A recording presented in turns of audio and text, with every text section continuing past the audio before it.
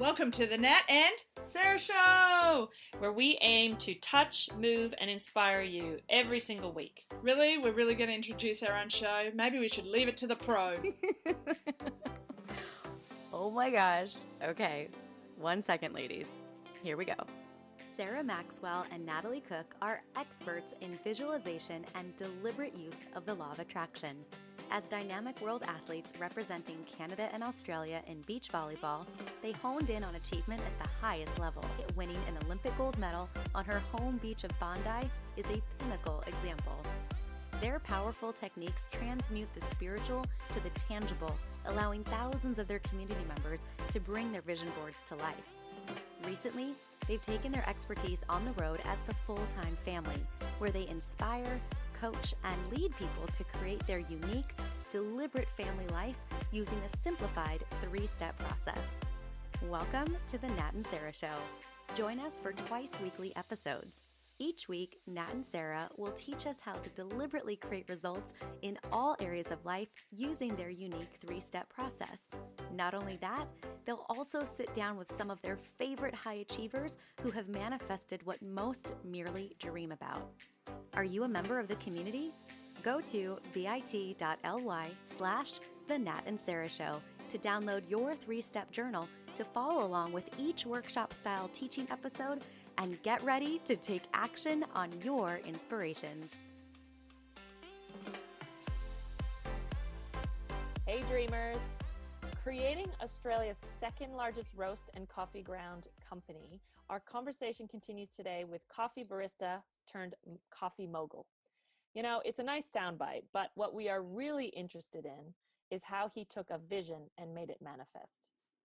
Nat and I have been drinking DeBella coffee for years in Brisbane, so when sipping on a much sought-after espresso in Abbottsford Road, New York City, we really felt the global success of this humble coffee roaster. His company was recognized in 06, 07, 09 Business Review Weekly Fast 100. So clearly, the company has raised eyebrows. Guided by a clear vision that greatness is in the detail, this entrepreneur remains steadfast among many critics. His ability to hold a vision was described in the book Entrepreneurial Intelligence. And I can tell you by all the highlighted portions of Nat's tattered copy that this is an intriguing read. The stamina running through Philip DeBella has recently been displayed by his incredible feat of losing 70 kilos in 1 year. And he just said 72 kilos. So I'm just like even more blown away. And I can't wait to find out how he did it and what's next for someone who has been gunning for his vision over the past 16 years alongside his wife, Gianna. And now he's sold the company. So I wonder if he just hangs out in the spa all day, basically. So Phil, I take it that there's no better way to interview you than to cannonball right into it. So is that how you like to roll? That's it. It's all about action and execution. How did I know? How did I know? So I have to ask, back in 2002, you're standing behind the coffee machine in a cafe in Fortitude Valley in Australia, making coffee for customers. Excuse me. Is this where your Henry Ford type vision arose? Yeah, totally. So back in 2002, we had people starting to drink a lot of coffee, but people didn't understand where this whole phenomenon was going. So I could see that people were fascinated by coffee. Of course, my Italian heritage helped. I grew up with my dad being a coffee aficionado and crazy about coffee. But it was 2002 where it really came to life and said, you know what, coffee is really going to take off. It's something that people are emotionally engaged with, and it's something that, you know, people want to consume, and I can see that there's a trend coming. Awesome. So this trend led to what kind of vision? Because I know one thing Nat said to me was, it wasn't just a small next step vision, like it was bold. So what was the vision that you had? And see, yeah, well, reflecting now at the time, obviously you don't know it because one of the things that I've been lucky enough, and my wife's amazing at, is helping me go back and reflect on what's worked and hasn't worked. And now I can talk about it openly and hopefully help other people on their journey. In 2002, what we recognized, the biggest problem that happened was people were drinking coffee but didn't understand, much about it. The biggest thing was that cafe owners were selling coffee and all they were getting from their suppliers was a product. And when I sat back and I analyzed the market and I said, what is exactly the problem we're going to solve? And it's now a strategy that I use, when I'm consulting to people or talking to people in any business. And I said, the number one thing that any great business does is solve a problem. So I can articulate now that in 2002, that we solved was that to help cafe owners make money. We were going to be we weren't going to be a product business. We were going to be a service business. And that was the big, bold vision that everyone told me I was crazy. Everyone told me it wasn't possible. For years, people have manufactured coffee and delivered coffee. And I said, well, if that's all I'm going to do, I won't have a business, because there's 1,500 people, 1,500 companies that you can buy a bag of beans from. So the big, bold vision was very simply, I'm going to help cafe owners make money. And from that vision then grew, obviously, a strategic plan, which grew the right people on the right seat of the bus, which grew the right storytelling. And overall, which I talk about now, the best businesses in the world, whether they're a service business or product business, is those that know how to emotionally engage with their target audience. So reflecting back, without knowing it at the time, 2002 was all about solving problems for customers. It was all about helping them grow their business, being a support mechanism, and finding that real niche that we could really transfer an industry. And this is what we became famous for later on, is that we were the first company to ever turn the industry from a product industry into a service industry. Interesting. So is your customer the cafe owner then, not actually the consumer of the roast? Yeah. Yeah, well, that's a great question, because a lot of people don't understand who their customer is. And what we identified very quickly is that we had two customers. The customer for us was the cafe owner, and then the consumer was the customer's customer. So what we did was we built a bipartisan strategy to make sure that we attracted both. So we went B2B and B2C. And that began the hard work, let me tell you, especially with my wonderful wife standing right beside me at the markets on at 3:00 in the morning, serving customers coffee, and putting our cup of coffee into their hands and saying why ours was better. And she was right there with me. So we thought, well, hang on, there's a method in this. If we can build a B2C demand model, the B2B model will take care of itself. So in short, to say that if we can get the consumer demanding our product, then the customer, which is the cafe owner, would have no choice but to stock it. So we took a really, really different approach to it. In all, that's what we did. The why was all about how do we help cafe owners make money? And that's a big thing. I mean, Simon Sinek has been a big part of how I talk about strategy, and also how I go back and really reconcile what worked and what didn't. Is a lot of people know what they're doing and how they're doing it, but they don't understand the why. And I think that's not just got to do with business owners, that's got to do with workers, it's got to do with students, and I've got a lot to do with kids and to help people accelerate their potential, which is my calling now. I understand people know what they're doing and how they're doing it, but don't understand that why. And the why is what actually keeps you going when everybody's throwing mud in your face. Obviously, yourself, Nat, would know this firsthand through your history, through your life experiences. Is that when people say to you, "What's kept you going when the moment gets tough?" It's because you really knowingly or unknowingly know your why. Because if it's just about the what and the how, it's very easy to give up. So if all I was doing was selling coffee, I could say I wouldn't be where I am today. Yeah, right. So Phil's referring to Simon Sinek has a famous TED Talk, so many millions of views, and then he wrote a book called Start with the Why, and or Start with Why. Incredible book, and yeah, thank you for making that distinction, because I was going to ask you how you held that vision, when others didn't see it, and often people don't see something that hasn't existed before.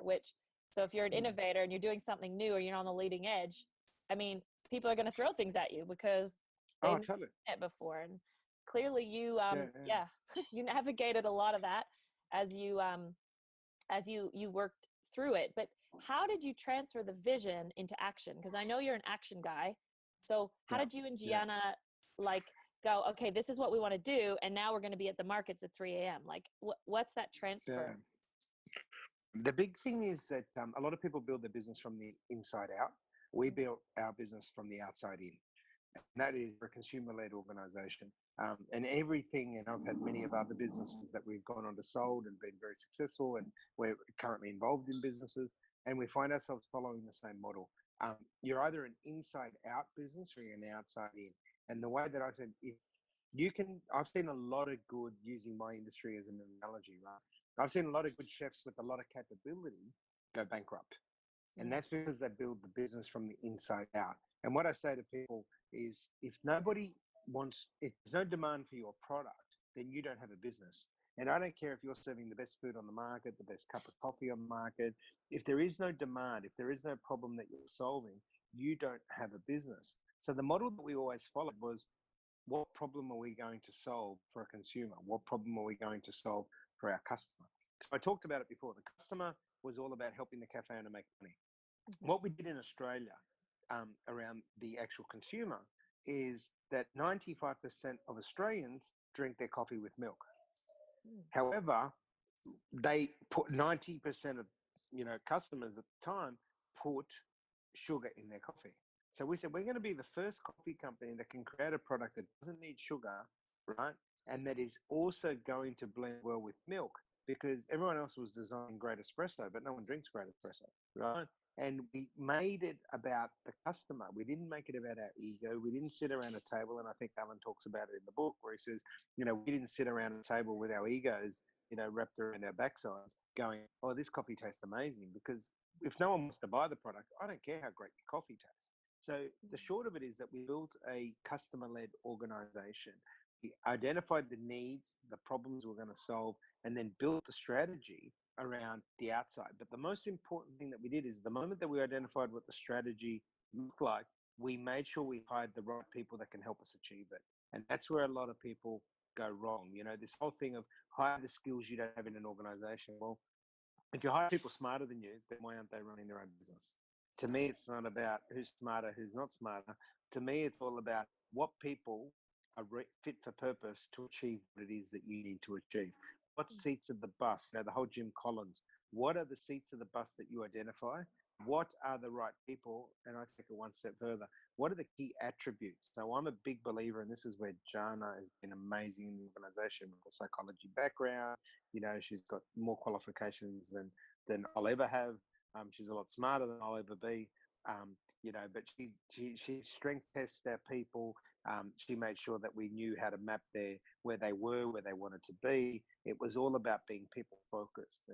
And I think the key is, when you actually have this desire to bring out the best in the people, and you also provide them with the vision of why they're turning up to work every day and how they play into the bigger picture, then magic starts to happen.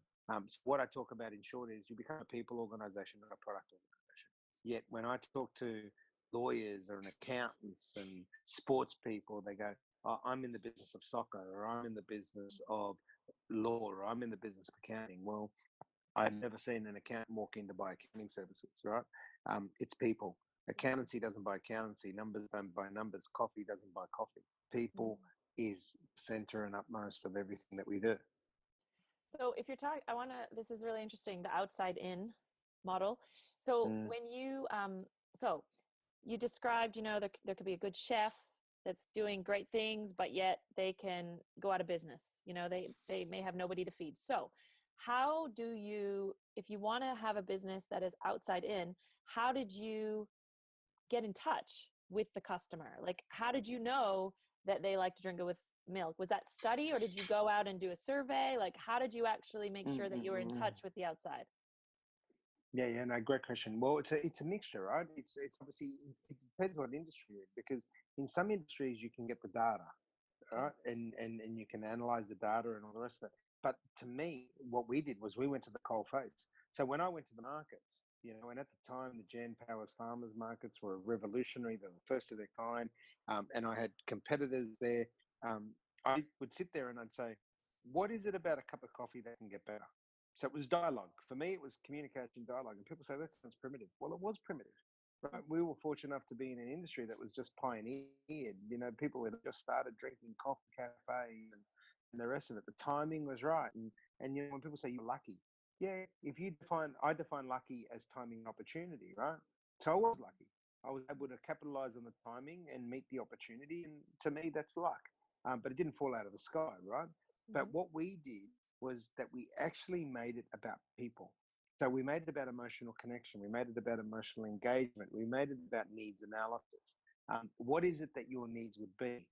And there's an element that people don't get, and this is the whole entrepreneurialism in anybody, and there's an element of entrepreneurialism in everybody, and that is gut instinct, that is anticipation, that is understanding, what's going on. My dad, and I'm a son of migrants, and my dad will tell you a funny story about, he went to school for 8 years and never went past grade 3. Right. And he was telling my children that story and they were laughing their guts out, as you can imagine. How can you go to school for 8 years and never get past grade 3? But yet I tell my kids that some of my best learnings came from my father, because they're very primitive, instinctive learnings that, no school can teach you.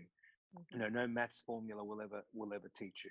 It's all about reading people, understanding people, communicating to people, being able to read what's going on. So what we did really well as an organization is we were very strict in where we wanted to be and who we are and our brand and all the rest of it. But we were very nimble in how we operated. So, and that's what I mean by consumer led. Companies that are consumer led are really able to be instinctive and nimble in what they do and achieve. And there is no magic formula. Like, let me be honest. I mean, many times I used to look like Buddha, and people thought if they rubbed my tummy, that might rub off, right? I used to say to them, I might look like Buddha, but I'm definitely not Buddha. There is no magic answer And there's no more to what tummy. we've done. Yeah, and there's no more tummy, right? We'll talk about that later. It's one of those things. I mean, you do what you do, and you go back and you reflect, and and upon reflection, that's been great. You look back and see what's happened, and it really does come down to some really simple philosophies. We were very in touch with consumers. We were very in touch with what our people internally believed in, and we hired on attitude and taught skill. We didn't hire anybody with skills we didn't have, right? We hired people with the right attitude and we taught the skill. We made sure that we gave people a reason not to go and own their own business if they were good enough to. So that we ended up with a lot of offshoot businesses, right? We go back, and John and I often reflect, how do we become involved in so many businesses? Well, we had people good enough to own their own, but we had them a reason not to, right? Because a lot of people talk about losing good people. Well, of course you're going to lose good people. If you don't give them a reason to stay, why should they stay? They're going to go and do their own thing. They're going to sit around and build your own business. So we were really in touch with what that is, and that seems simplistic, but can I tell you? And I love analogies. The world's best pizza is judged on a margarita. Margarita has 3 ingredients, yet it is the format that they've judged the world's best pizza. You know why? Because getting those 3 ingredients perfect is harder than hiding it with 10 or 20 different ingredients. And that is, to me, what I've learned so far in my short career, at a ripe age of 43, is that I don't have all the answers. You know who has the answers? The person's money that you're trying to attract. So the person that you're actually trying to attract as a customer is the person who has the answers, because they decide whether they invest in you or don't invest in you. Wow. Well, I can see that Gianna's not the only one with a psychology nuance. Like, clearly, to be able to anticipate people, not only the people you work with, but your customers, is integral to your success. Like you said, if they have all the answers and you're not listening, then it's not going to work, is it? So I can see that, those days back at the at the powerhouse, that you were really listening, because now living in Switzerland, I really recognize so strongly the revolution of coffee in Australia. Like, it's incredible. And I was just curious when you were saying that, do you apply these same strategies in New York City now with Abbotsford Road? Do you, it's a different customer. That was really interesting when we went to New York, because we were like, where's a good coffee around here? Literally. And guess where we ended up, Abbotsford Road. So are you applying the same strategies in terms of from the outside in? Are you doing the same thing? Yeah, great question. Great question. And you know what? I learned a lot. So I got to meet Howard Schultz, who's famous for Starbucks. the way they treat the people, the way they ethically buy coffee, nothing but praise. But their execution's not always been fantastic, right? And I learned a lot from when they tried to come into Australia, and with one would assess it with the level of arrogance. We are Starbucks, we know what we're doing, we're the biggest company in the world, and we'll teach you guys how to drink coffee. From that, I learned I'm not going to go into America and teach anybody anything.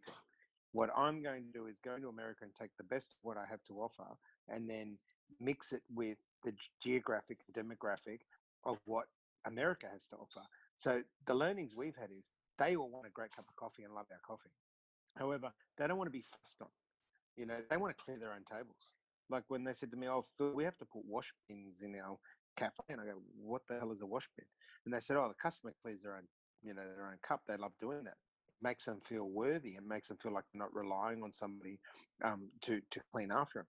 I mean, this was new, so I didn't say no to it. I said, "Okay, well, I would like you to clear their table, but if they want to clear their own table, then give them an opportunity to." So it was just working with it. I think the perfect thing that I talk about is harmony. So what we've done in New York really well so far, because it's still early days, it's 1 year in, yes, we're doing really well, but it is about working with the lay of land.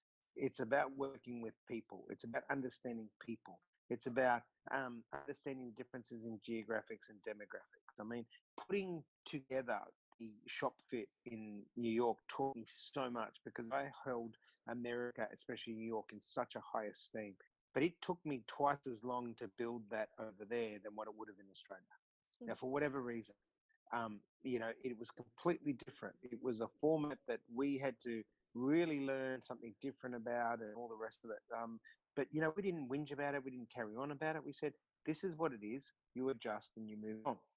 Now, America has opportunity because of population, but I'm used to that because of our operations in India, because of our operations obviously in China.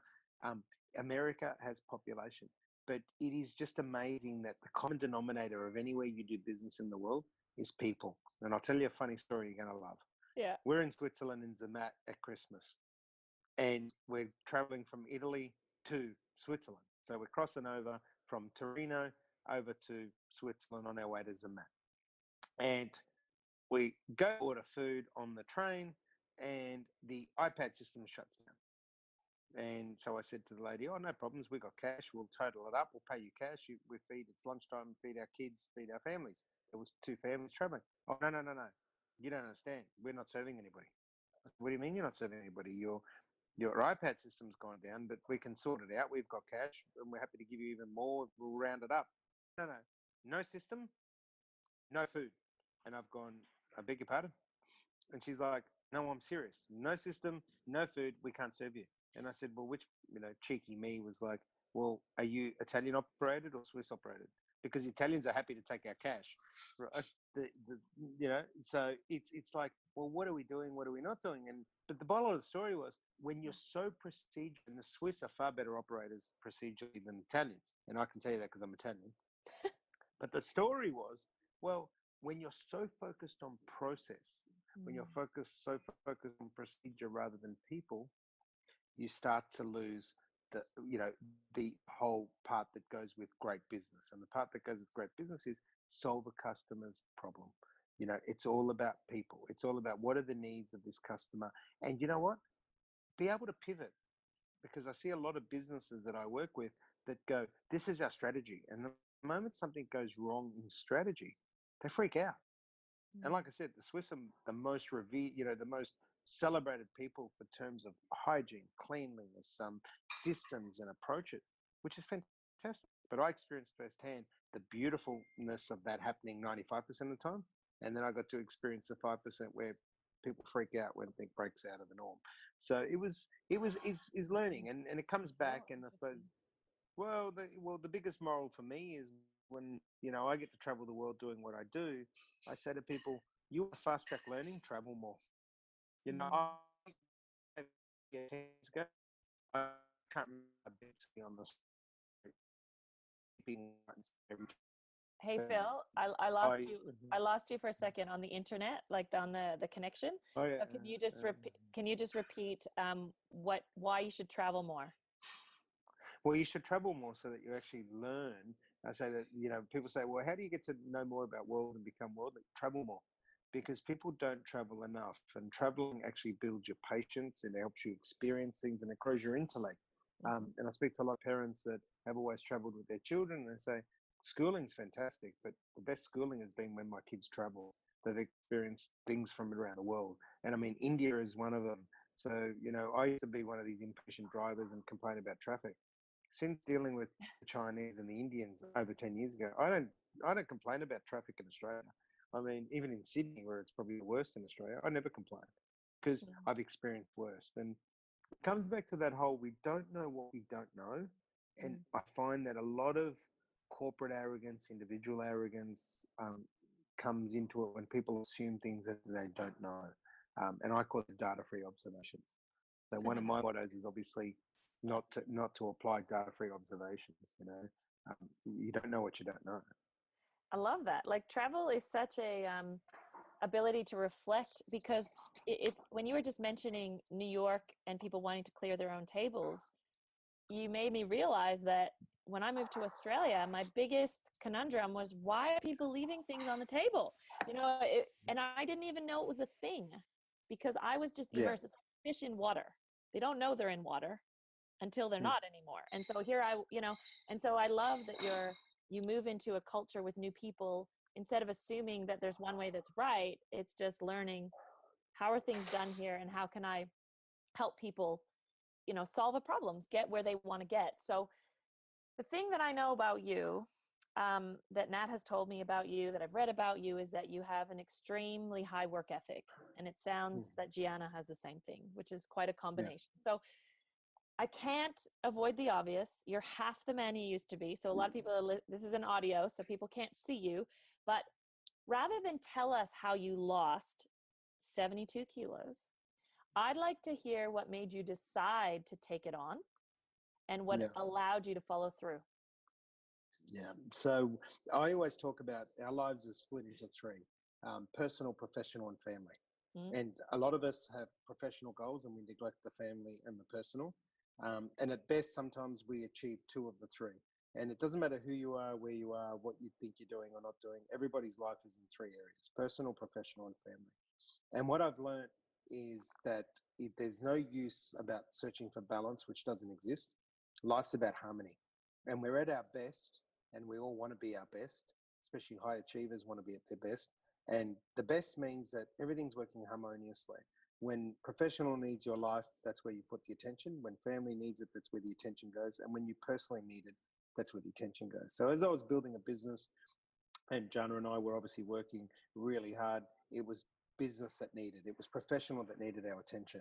Then we decided to build a family. So Jana's focus went more to family. Mine had to be split between family and business. And of course, the neglect became my personal, in which was my weight. Now, the short answer to it is very simple. You cannot give all three areas of your life 100% of attention that they need all at once, because it just doesn't exist. Everything's got to work in harmony, and you're at your best when you're giving what is needed at the time that it's needed. So are you doing the best that you can at the time that it's happening with the resources that you've got? And that's a formula that I've now shared with many people, especially people that are doing it really tough. It's a really good self-assessment tool. Are you doing the best that you can at the time that it's happening with the resources that you have at hand? And the bottom line was, I was. And then when I sold the company, it was all about, am I personally doing the best that I can? So the catalyst, in short, was, I want to be here for a long time, not a short time. The catalyst was family. The catalyst was, I want to give the best me to my children. And the real catalyst was, do I want my children to grow up with a weight issue? Do I want them to grow up with a weight problem? So applying that whole concept of vision back to a personal level and a family level is what was the catalyst for me to say, right, it's time to go. And that, of course, combined with all fairness with the doctor, that is brilliant, Dr. Saul Geffen, absolutely brilliant. One of the most recognised doctors in Australia for some of the stuff he's done. And he sat down and he had a really honest chat with me, and I won't swear. And he said, you're the fittest fat person I know.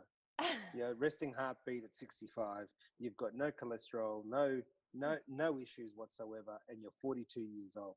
He goes, but I guarantee you one thing, and add in a few explicit words. At 45 to 50, this is not going to be the case. So let me wake you up to reality. You're one of Australia's most decorated entrepreneurs. You've achieved everything that most people can't achieve. But what about you?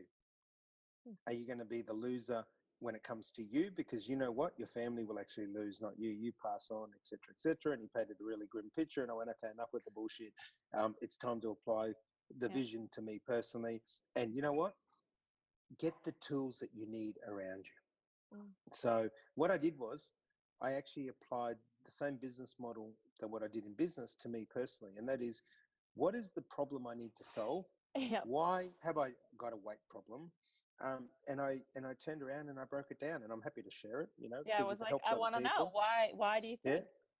Well, it said simply, I actually eat more now than I ever have. The problem I had before was I wouldn't eat breakfast, I wouldn't eat lunch, and I'd load up on dinner. So imagine, and I love analogies, imagine grabbing a whole heap of wood and throwing it on a fire, and the flame's only just mildly burning, the flame goes out, and the fire never burns. And that was my metabolism. So what I needed, and I applied the same thing to business. What is the problem I'm going to solve? What are the tools that I need around me? Who are the people? How do I go about it? And it's about putting the ego in the back burner. Get rid of the ego, get rid of the emotion. So what I did was I researched and I came up and I said, the best thing for me to do is to go and have a stomach reduction surgery, which is what I did. Now, when people, it's funny, right? And you're going to love this. People go, so how did you do it? How did I do it? Eat small meals many times a day. And they go, is that it? And I said, that's it. What did I do to help me do that? Is that I built a safety net. And the safety net was that I went and had a stomach reduction so that I can't fit in any more than small food many times a day. But I said, getting the stomach cut down to a smaller size didn't make me lose weight. It's not like they got a chainsaw and cut my fat off or cut my stomach off. That's right. They just reduced the size of my stomach. What I actually did was I'm eating small meals many times a day. So I went and got the tools around me. I went and, no different to what we do in business. This is what I want to achieve. This is the problem I need to solve. And this is the tools I need around me. And more importantly, these are the people that I need around me to help support me. So I applied the same principle I did in business, which was, instigated by my great doctor, Saul, was apply the same principles in business to you personally, and you won't fail, because there is no difference between professional and personal. And you know what? It's a great lesson. And so the impact of you taking yourself on, because you described those three areas, how has that brought harmony to your family, and how's that brought harmony to your business? Yeah, well, it's always great when your kids can say, now I can put my arms around daddy and give him a proper hug, right? It always adds a benefit. But in short, it is, you become a role model. So you become a role model that they say, well, I can now say to my kids, well, is that a healthy food option? Is that going to be the best that you can be? Are you being the best you can be? Hey, we've all got problems. Daddy had problems. Daddy might have been successful in business first go, but he wasn't successful when it came to weight. We all fail, we all stumble. And you know what it is? When you stumble, surround yourself with the right people, take hold, take stock, and really, really acknowledge the problem. Don't push it under the table. Don't forget about it. Really take it on head on and be the best you can be. And that's the saying that we use in our family is, and I mean, you guys will see it through my posts and stuff that I put up and hashtags, be the best you can be, and it's something that we live. I mean, even down to school marks, I say to our kids, I don't care whether you're an A student, B student, or C student. What I do care about is, do you get A's for effort? Because that's, to me, says that you're being the best that you can be. So it's something that we apply across the model. It's something I apply with my team, with anyone that works for me or works with us. Are you doing the best that you can at the time that it's happening with the resources that are available? And if the answer is yes, well, you've got to be content with that, because, you can't make stuff happen that just can't happen. And so to round this conversation out, it's been really cool to see how you apply your philosophies to all areas of your life, which, like you said, allows you to become a role model so other people want to know how you did it. But for me, there's this overall sense of self-belief, or inside of you. Yeah. And that was a question Nat and I were curious about. What would you say has led to that? Because a lot of people, there's a lot of self-doubt. I'm not saying you don't have any, but there's a sense of when other people criticize you or people are coming after you, there's a sense of self. Where do you Yeah. think that comes from? Well, I think it's a combination of stuff, and it's a combination of obviously your upbringing, where I'm a son of migrants. My parents came here with nothing, and they had to, fight and all the rest of it. So that instinctively becomes what we call obviously, nurture, right? It's all about how you're nurtured through life, and that's no different to the people. Jim Collins says the sum of the 5 people you surround yourself with, which again is nurture. So it is a combination of people that you put around you. It's obviously a genetic makeup. Some people are fighters, some people are not. Some people are instinctively stronger than others, and all the rest of it. But if you had to pick one thing, and this is something that obviously Joanna's worked really closely with me on, and she does with other people, is mindset. Is you have a choice. And if you're looking for a silver bullet, and I don't believe in silver bullets, but if you had to pick the one thing that I find fundamentally different in myself, in my children, in anyone that I've worked with, or, and these are people that have failed or succeeded, the common denominator is mindset. Is the people that are able to tap into the positive mindset and a growth mindset versus fixed mindset is where it all is. And if somebody said to me, hey, what would be your number one piece of advice? My number one piece of advice would be to adopt a growth mindset. But like your sister has this like description of you grabbing a microphone at 10 years old and making this speech. And the minute I read that to Nat and I said, oh, that sounds like you. And so did you have a growth mindset then? And do you think your parents gave it to you, or have you cultivated it? Well, both. I was encouraged to be who I was. And what I mean by that is I emceed my parents' 25th wedding anniversary when I think I was 10 or 11. And that was something that was encouraged, because they could have said, no, you're not. Right. But they encouraged it. They were like, okay, you want to do this, do it. I want you to be the best that you can be. And of course, on reflection, the one thing that was always amazing about my parents, and it had nothing to do with money, because my dad used to earn $400 a week. And I used to play tennis with Pat Rafter, Scott Draper. I was what you would call a professional junior. My tennis shoes used to cost $200 a pair. I mean, I had the cheapest racket from Kmart because my parents couldn't afford it. Tennis was a very, wealthy to do family sport. But my parents never, ever, ever made me feel any less or any different, or that nothing was possible. And upon reflection, that was their mindset. Their mindset that they instilled in me was based on the mindset they had in themselves. If you want something, you go get it. You come alone, you go alone. The only money to rely on is the money you make with your own 2 hands. There's all these nuggets of wisdom. And this is one thing you said to me, what's your biggest gripe in the world right now? It's this air of expectation. It's this air of entitlement. Everybody gets a ribbon. Well, stick your ribbon up your ear end, right? Some are going to win and some are going to lose, man. Resilience is the biggest problem in the world. I mean, Harvard did a study on it, that's why people commit suicide. Well, the major reason behind suicide and all the rest of it is resilience, right? This is why we've got depression. Is people, obviously, and I'm not an expert in that field, but there's a big element of resilience that causes this. And I mean, some of us are just, are causing resilience to happen, the non-existence of resilience to happen. And it starts from like, everybody gets a ribbon. Well, not everybody gets a ribbon, right? You want to do better, try harder, work harder. And if you still work harder and you're doing your best and it doesn't happen, well, it doesn't happen. That's life. Get on. Let's move on to the next thing of what you are great at. It's this air of expectation or entitlement that we've really, really got to change. And can I tell you, to sum that up, so far what I find, and I find that there's a commonality, whether it's personal, professional, family, is that most people want to collect data. And this whole data phenomenon going around the world, which has got everybody in spins and they don't understand it. They go from data to strategy. The most important thing that I found, and I believe is the future, is collect the data, then analyze it before you build strategy. And I think people, the biggest opportunity in the world for people to become better at what they are and who they are and what they do is the ability to analyze data. And there's not a day that goes by that I won't use those words to anyone that I'm talking to, whether it's my children, whether it's co-workers or customers or people, colleagues. It's all about, here's the data. How have you analyzed that data before you build a strategy? Because that is something that I really think is prevalent and will be prevalent in the world, because robots certainly won't be able to analyze data.